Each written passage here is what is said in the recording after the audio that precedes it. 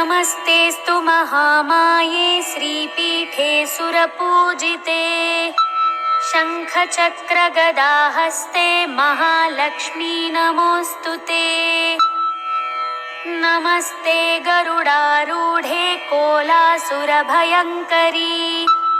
सर्वपापहरे देवी महालक्ष्मी नमोऽस्तु ते। सर्वज्ञे सर्ववरदे सर्वदुष्टभयङ्करी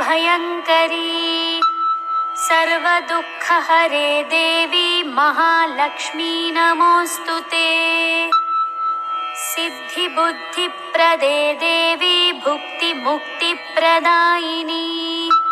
मन्त्रमूर्ते सदा देवी महालक्ष्मी नमोऽस्तु ते। आद्यन्तरहिते देवी आद्यशक्तिमहे